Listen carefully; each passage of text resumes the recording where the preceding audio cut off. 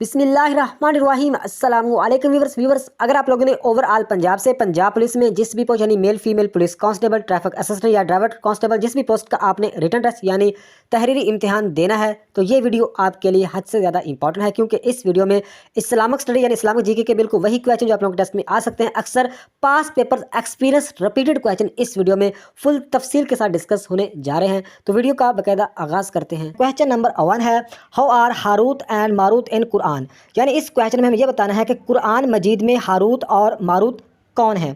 तो इसका right answer बनता है एंजल्स, यानी ये फरिश्ते हैं। हारूत एंड मारूत ये फरिश्ते हैं। तो नेक्स्ट क्वेश्चन है, वेयर टू वेयर अहराम, यानी इस क्वेश्चन में हमें यह बताना है कि अहराम कहाँ मतलब कि बांधा जाता है। तो इसका राइट आंसर बनता है ए ऑप्शन, मेकात। मेकात के मकाम पर मतलब अहराम बांधा जाता है। नेक्स्ट क्वेश्चन है, विच सूरा इज कॉल्ड अलहम्द, यानी इस क्वेश्चन में हमें यह बताना है कि अलहम्द किस सूरत को कहते हैं। तो ये काफ़ी इजी क्वेश्चन था। इसका राइट आंसर बनता है सी ऑप्शन, अल फातिहा, यानी फातिहा सूरत को अल फातिहा सूरत को अलहम्द भी कहते हैं। तो नेक्स्ट क्वेश्चन है, फरान वैली इज सिचुएटेड इन, यानी इस क्वेश्चन में हमें यह बताना है कि जो वादी फरान में वाक़ है कहाँ पे वाक़ है। तो इसका राइट आंसर बनता है मदीना में वाक़। Faran valley is situated in Madina. तो नेक्स्ट क्वेश्चन है, what is the serial number of the कलमा रद्द कुफर अमंग द 6 कलमा, यानी इस क्वेश्चन में हमें यह बताना है कि जो मतलब है कि 6 कलमे हैं उनमें से जो रद्द कुफर का सीरियल नंबर कितना है। तो इसका राइट आंसर बनता है 6। तो ये रद्द कुफर का मतलब एक जो कलमा है उसका जो सीरियल नंबर है वो है 6, छठा। तो इसके अलावा भी आप लोगों को सारे कलमे के बारे में पता होना चाहिए। पहला कलमा का जो सीरियल नंबर है कलमा तैयबा, दूसरा है कलमा शहादत, और तीसरा है कलमा तुमजीद, और चौथा है कलमा तौहीद, और पांचवा है कलमा इस्तगफार, और छठा रद्द कुफर। तो ये आप लोगों को आना चाहिए, इनमें से कोई भी पूछा जा सकता है। तो नेक्स्ट क्वेश्चन है, Farah and his tops were drowned, यानी इस क्वेश्चन में यह बताना है कि फिरऔन और उसकी फौजें कहाँ पे गरक हुई थी। तो इसका राइट आंसर बनता है सी ऑप्शन, रेड सी। रेड सी में फिरऔन और उसकी फौज गरक हुई थी। तो नेक्स्ट क्वेश्चन है, अल अबवा इज सिचुएटेड बिटवीन, यानी इस क्वेश्चन में हमें यह बताना है कि जो अल अबवा मतलब एक मकाम है वो दरमियान में वाक़ है। तो किन के दरमियान है। इसका राइट आंसर बनता है C option, Mecca and Medina. जो अबवा मतलब मकाम है ये मक्का और मदीना के बीच में है। तो नेक्स्ट क्वेश्चन है, how is called the conqueror of Egypt, यानी इस क्वेश्चन में हमें यह बताना है कि जो मिस्र का फातिहा किसको कहा जाता है। तो इसका राइट आंसर बनता है बी ऑप्शन, आमर बिन अल आस। आमर बिन आस को मिस्र का फातिहा कहा जाता है। तो नेक्स्ट क्वेश्चन है, मकूकस वाज द किंग ऑफ, यानी इस क्वेश्चन में हमें यह बताना है कि जो मकूकस किसका बादशाह था, किस मतलब एक कंट्रीज़ का। तो इसका राइट आंसर बनता है इजिप्ट, यानी मिस्र का बादशाह था मकूकस। तो नेक्स्ट क्वेश्चन है, द लिटरल मीनिंग ऑफ क्यास, यानी इस क्वेश्चन में हमें यह बताना है कि जो क्यास के लुग़वी मानी क्या है। तो इसका राइट आंसर बनता है टू असेस। क्यास के लुग़वी मानी है टू असेस। तो नेक्स्ट क्वेश्चन है, इन 14 हिजरी 635 AD dash let the foundation of Basra, यानी इस क्वेश्चन में हमें यह बताना है कि 14 हिजरी 635 ईस्वी में बसरा की बुनियाद किसने रखी। तो इसका राइट आंसर बनता है हज़रत उमर रज़ी अल्लाह तआला अन्हु ने। हज़रत उमर रज़ी अल्लाह तआला अन्हु ने मतलब है कि बसरा की बुनियाद रखी 635 में। तो ये आप लोगों ने याद रखना, 635 ईस्वी और 14 हिजरी को। ये क्वेश्चन उल्ट तरीके से भी पूछा जा सकता है, तो आप लोगों को पता होना चाहिए। तो नेक्स्ट क्वेश्चन है, द थर्ड सूरा of the Holi Quran is, यानी कुरान पाक की जो तीसरी सूरत है उसका क्या नाम है। तो इसका राइट आंसर बनता है अल इमरान। अल इमरान कुरान पाक की तीसरी सूरत है। पहली सूरत सूरत अल फातिहा, दूसरी सूरत सूरत अल बकरा। दूसरी सूरत जो सूरत अल बकरा है ये कुरान पाक की सबसे बड़ी सूरत है और उसकी तकरीबन 286 आयात है। ये भी आप लोगों को पता होना चाहिए, ये भी क्वेश्चन पूछा जा सकता है। 286 आयात हैं। दूसरी सूरत जो कुरान पाक की सबसे बड़ी सूरत है। तो तीसरी सूरत है अल इमरान। तो नेक्स्ट क्वेश्चन है, व्हाट इज मीन्ड बाय तहरीर इन फील्ड ऑफ हदीस, यानी हदीस के मैदान से क्या मुराद है। तो इसका राइट आंसर बनता है स्पीच। हदीस के मैदान से मुराद है स्पीच। तो नेक्स्ट क्वेश्चन है, when first namaz of Eid al Fitr was read, यानी जो ईद अल फितर की पहली नमाज कब पढ़ी गई। तो इसका राइट आंसर बनता है 1 शवाल 2 हिजरी, यानी 1 शवाल 2 हिजरी को पढ़ी गई। 1 शवाल 2 हिजरी को ईद अल फितर की पहली नमाज पढ़ी गई थी। तो नेक्स्ट क्वेश्चन है, in which surah of the Quran are the details of heritage. तो इस क्वेश्चन में हमें यह बताना है कुरान मजीद की किस सूरत में मेरास की तफसील बयान की गई है। तो इसका राइट आंसर बनता है बी ऑप्शन, सूरत अन-निसा। सूरत अन-निसा में मतलब है कि मेरास की मुकम्मल तफसील बयान की गई है सूरत अन-निसा में। तो नेक्स्ट क्वेश्चन है, ज़कात एंड उशर ordinance 1980 with the power to make rules, यानी इस क्वेश्चन में हमें यह बताया कि ज़कात उशर ऑर्डिनेंस जो 1980 में मतलब है कि बना था, कवानीन बनाने का इख्तियार किसके पास था, यानी ये कवानीन बनाने का इख्तियार किसके पास था। तो इसका राइट आंसर बनता है फेडरल गवर्नमेंट। ये मतलब है कि इनका इख्तियार था फेडरल गवर्नमेंट। तो यहीं पे आप लोगों ने ये भी याद रखना है कि जो ज़कात एंड उशर का ऑर्डिनेंस कब पास हुआ, 1980 में। ये क्वेश्चन भी आ सकता है और काफ़ी इंपॉर्टेंट है, तो ये भी आप लोगों को पता होना चाहिए। तो ये किसके अंडर है? Federal government. तो नेक्स्ट क्वेश्चन है the chief executive in respect of matters relating of Zakat and Ushr, यानी इस क्वेश्चन में हम यह बताना है कि ज़कात और उशर के मामलात में चीफ एग्जीक्यूटिव है, उसका क्या नाम है, वो कौन होता है? तो इसका राइट आंसर बनता है A option, chairman of central Zakat council. जो chairman of central Zakat council होता है वो मतलब चीफ एग्जीक्यूटिव होता है ज़कात एंड उशर के मामलात का, chairman of central Zakat council. तो नेक्स्ट क्वेश्चन है which animal of following is not taxable for Zakat, यानी इन ऑप्शन में से हमें बताना है कि कौन सा जानवर ज़कात के लिए नहीं दिया जा सकता। तो इसका राइट आंसर बनता है एलिफेंट, यानी हाथी नहीं दिया जा सकता। अगर बात करें ऑक्सन की तो इसका मतलब बैल दिया जा सकता है, शीप भेड़ दी जा सकती है, गोट बकरी दी जा सकती है, तो एलिफेंट नहीं। तो नेक्स्ट क्वेश्चन है how was the first levy usher on land, यानी ज़मीन पर जो पहला अशर मतलब उशर लगाने वाला कौन था? तो इसका राइट आंसर बनता है डी ऑप्शन, हज़रत उमर फ़ारूक रज़ी अल्लाह ताला अन्हों ने मतलब कि पहली बार ज़मीन पर उशर लगाया था, और हज़रत उमर फ़ारूक रज़ी अल्लाह अन्हों के दौर में ही मतलब कि पुलिस का महकमा भी बना, काफ़ी मतलब इस तरह की चीज़ें हुई थी न्यू। तो नेक्स्ट क्वेश्चन है फ़ी सबीलिल्लाह मीन्स, यानी इस क्वेश्चन में ये बताना है कि जो फ़ी सबीलिल्लाह का क्या मतलब है? तो इसका राइट आंसर बनता है A option, for Allah only, for Allah only. तो नेक्स्ट क्वेश्चन है इन विच मंथ डज ज़कात परफॉर्म, यानी ज़कात किस महीने में अदा की जाती है? तो इसका राइट आंसर बनता है रमज़ान। लेकिन मेरे हिसाब से ये क्वेश्चन 100% करेक्ट नहीं है, क्योंकि ज़कात मेरे ख्याल में जिस भी मंथ में मतलब देना चाहो बंदा दे सकता है, लेकिन ये है कि जो सबसे ज़्यादा सवाब होगा ज़कात देने का वो रमज़ान में ज़्यादा होगा, क्योंकि मतलब उसमें सवाब बढ़ जाता है। तो इस क्वेश्चन को आप लोगों ने थोड़ा सा ज़हन में रखना होगा। ये मुझे मतलब है कि इसकी कन्फर्म इसका बारे में नहीं पता, लेकिन इसका रमज़ान ही बनता है, ये ऑप्शन आप लोगों को बता दिया।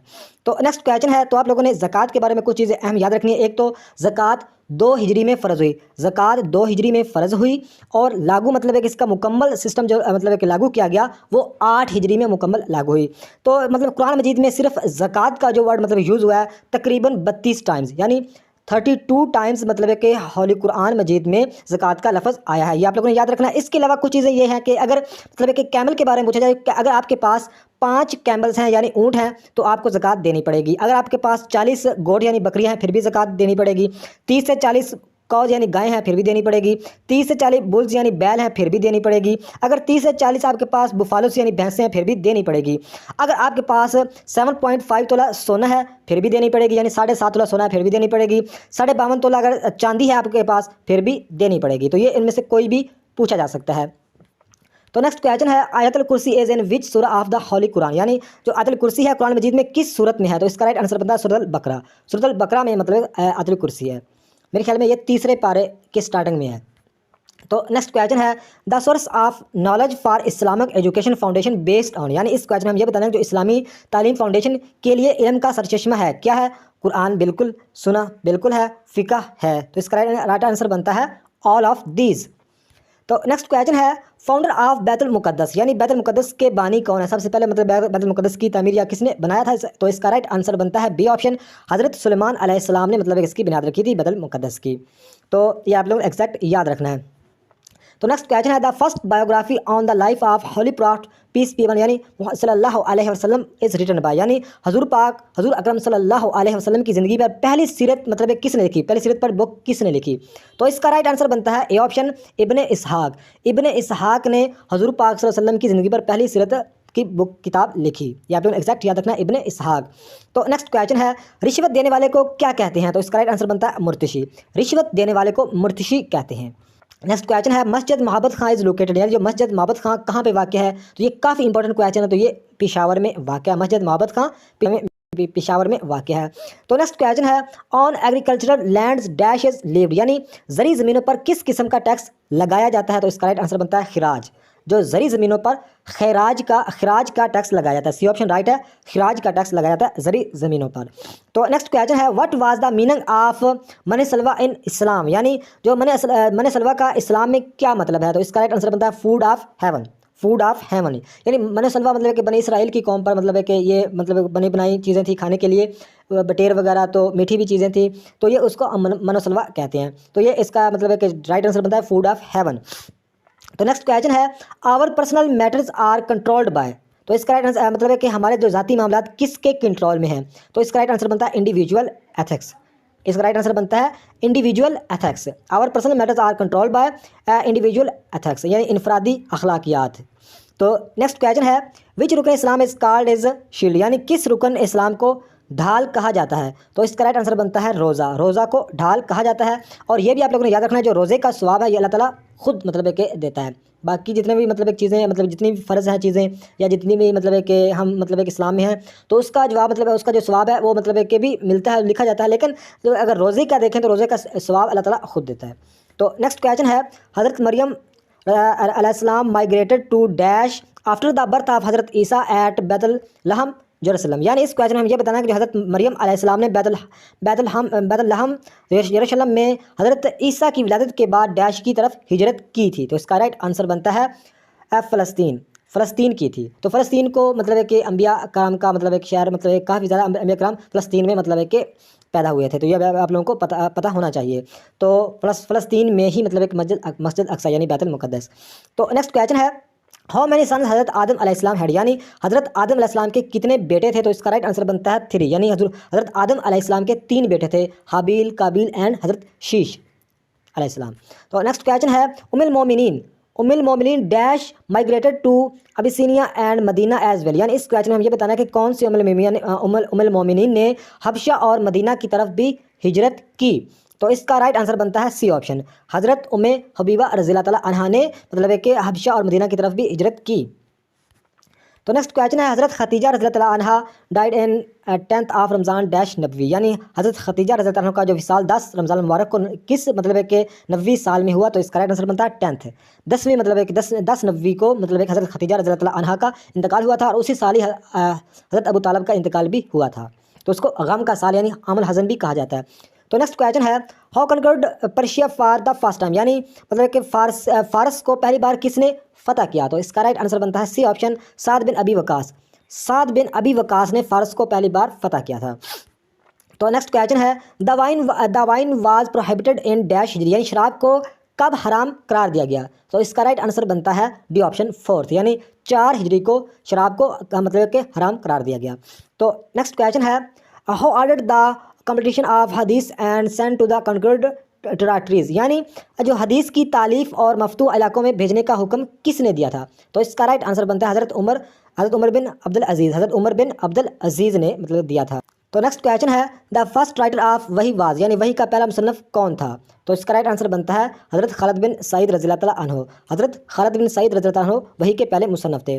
तो नेक्स्ट क्वेश्चन है, इन विच पारा द फर्स्ट बो इज़ कॉन्कर्ड, यानी पहला सजदा किस पारे में है। तो इसका राइट आंसर बनता है पहला सजदा मतलब पारा नंबर 9 में है, और कुरान मजीद में टोटल 14 सजदे हैं। ये भी आप लोगों को पता होना चाहिए।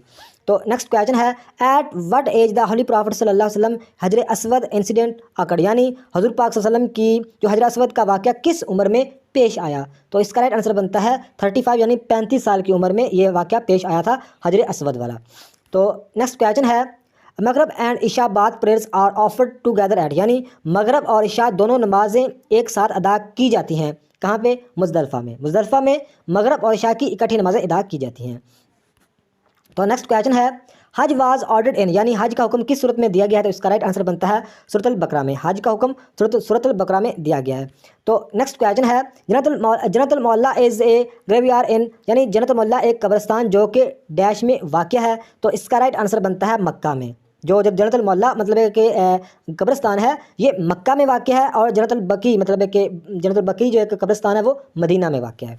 तो नेक्स्ट क्वेश्चन है, इन विच गज़वा हज़रत अली रज़ियल्लाहु ताला अन्हु वाज अवार्डेड ज़ुल्फ़कार, यानी हज़रत अली रज़ियल्लाहु ताला अन्हु को किस गज़वा में ज़ुल्फ़कार के ख़िताब से नवाजा गया। तो इसका राइट आंसर बनता है अहद, गज़वा अहद में हज़रत अली को ज़ुल्फ़कार के ख़िताब से नवाजा गया। तो ये थी आज की वीडियो। नेक्स्ट वीडियो तक खुदा हाफिज़।